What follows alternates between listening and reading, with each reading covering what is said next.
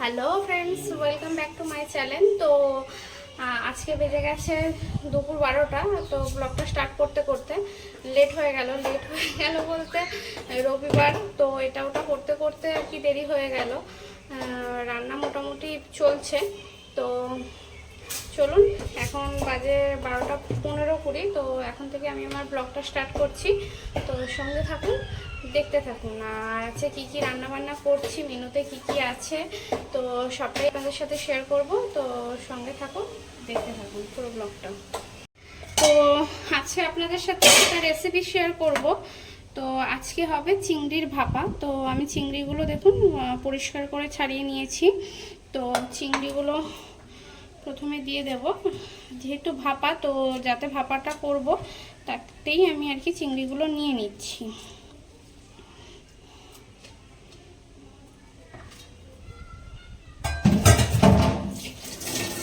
তারপরে দিয়ে দেব একটু নুন,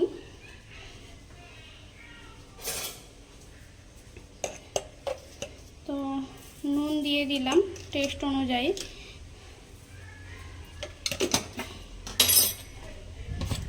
তারপরে দেব একটু হলুদ গুঁড়ো,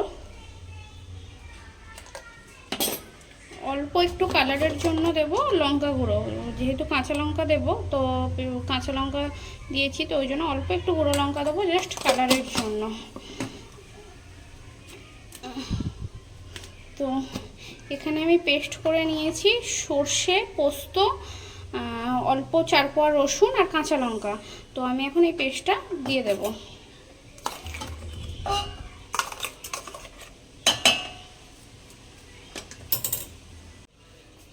তো তারপরে দিয়ে দেব টক দই ফেটিয়ে রেখে দিয়েছি।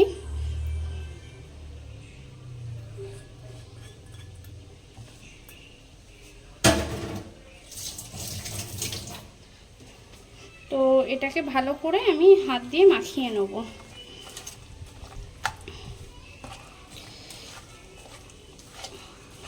তো এই রেসিপিটা আমার মেয়ে, আমাদের বাড়িতে সবাই খুব ভালোবাসে। তো চিংড়ি আসলেই বলে একটুখানি ভাপা করতে। তো আজকে ভাবলাম তাহলে তাই হোক, অনেক দিন ভাপাটা হয়নি। এর মধ্যে দিয়ে দেব একটু সরিষার তেল, মোটামুটি 1.5 টেবিল চামচ মতো সরিষার তেলটা দেব। সরিষার তেলটা বেশি দিলে একটু ঝাঁঝ হয়ে যাবে, তো পরিমাণ মতনই দিতে হবে।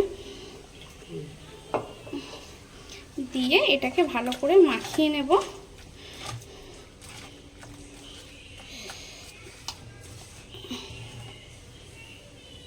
তো এর উপর দিয়ে আমি একটু কাঁচা লঙ্কা দিয়ে দেব,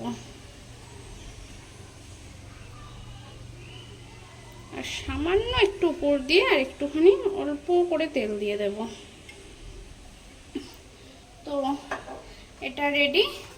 এটা আমি এখন ঢাকনা দিয়ে দেব, দিয়ে আর এখানে যে জল গরম আমি অলরেডি কড়াতে বসিয়ে দিয়েছি। তো এটা ফুটে গেলে আমি এটা ঢাকনাটা বন্ধ করে 15 মিনিটের জন্য রেখে দেব। তো তারপরে রেডি হয়ে যাবে আমার চিংড়ি ভাপা। জলটা গরম হয়ে গেছে, তো আমি টিফিন কৌটোটা এর উপর দিয়ে এইভাবে ঠিক বসিয়ে দেব। বসিয়ে দিয়ে জলটা একটু অল্প দিতে হবে, কারণ বেশি জলটা দিলে আওয়াজ হবে। আমার কড়াটা একটু ছোট বসানো হয়ে গেছে, তার উপর দিয়ে আমি এটা চাপা দিয়ে দেবো। তো তারপরে এটা আস্তে আস্তে হতে থাক 15 মিনিট। চিংড়ির ভাপাটা হতে থাক, ওটা 15 মিনিট মতো হবে। তো ছেলে তো আর চিংড়ির ভাপা খাবে না, তো ওর জন্য একটু চিকেন আনিয়েছি, ওর জন্য চিকেনটা রান্না করব। তো ততক্ষণ চিকেনটা আমি করতে থাকি। চিংড়ির ভাপা রেডি।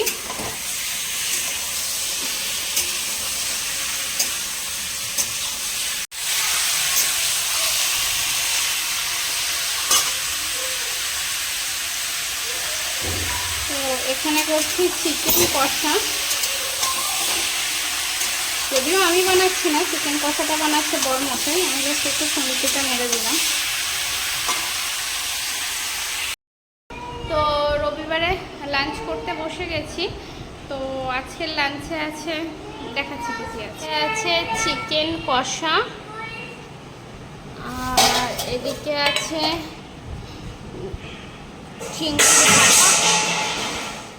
চিংড়ির ভাপা, আর আছে এদিকে কলমি শাক ভাজা। তো আজকে দুপুরের মেনুতে আছে। তো চলুন খাওয়া শুরু করি। তো গুড ইভিনিং বন্ধুরা, অনেকক্ষণ পর এলাম। দুপুরবেলা খাওয়া দাওয়া করে টানা খানিকটা ঘুম দিচ্ছিলাম। তো ঘুমটা দিয়ে একটুখানি উঠে বসে মেয়ে আঁকা ক্লাসে গেল। আজকে সানডে, তো মেয়ের আজকে আঁকা ক্লাসে এক্সাম ছিল, তো যেতেই হতো, না আমরা ভেবেছিলাম পাঠাবো না। তো তারপরে বসে বসে দেখছিলাম মাথাটা প্রচণ্ড ধরেছে, তো একটুখানি চা বানাতে এসেছি।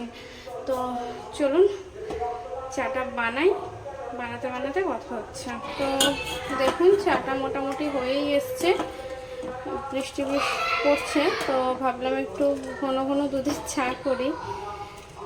চাটা হয়ে গেছে, ছেঁকে ফেলি।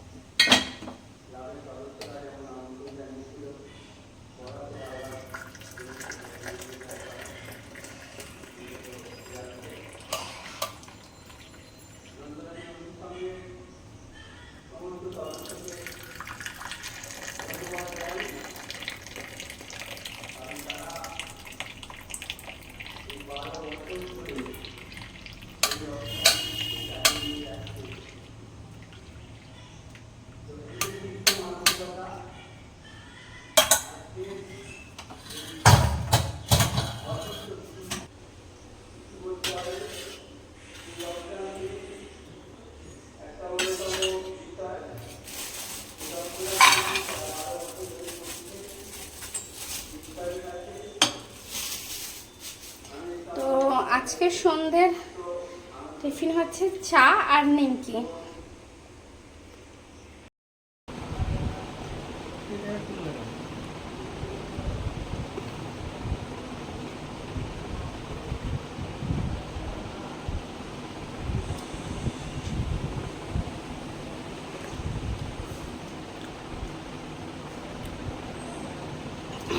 চাটা একটু মিষ্টি হয়ে গেছে।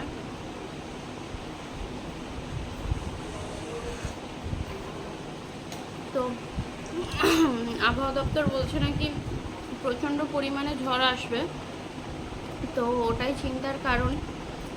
মেয়ে এখনও বাইরে আছে, মেয়ের আস্তে আস্তে 8:30 বেজে যাবে, মেয়েকে আনতে যেতে হবে। তো যাই হোক, আমি চাটা খাই। আপনারা সাবধানে থাকবেন, সুস্থ থাকবেন, ভালো থাকবেন, আর যতটা পারবেন 26 তারিখ আর 27 তারিখটা বাইরে বেরোনোর কম চেষ্টা করবেন। এখন তো খুব জরুরি কাজ না থাকলে বাইরে বেরোবেন না, তো সাবধানে থাকবেন। আজকের মতন এইটুকুনি। তো যদি ব্লগটা ভালো লেগে থাকে তো একটা লাইক করে দেবেন, আর যদি আমার চ্যানেলে নতুন হন, নিত্য নতুন ব্লগ দেখতে চান, তো চ্যানেলটা সাবস্ক্রাইব করে দেবেন। তো টাটা, গুড নাইট।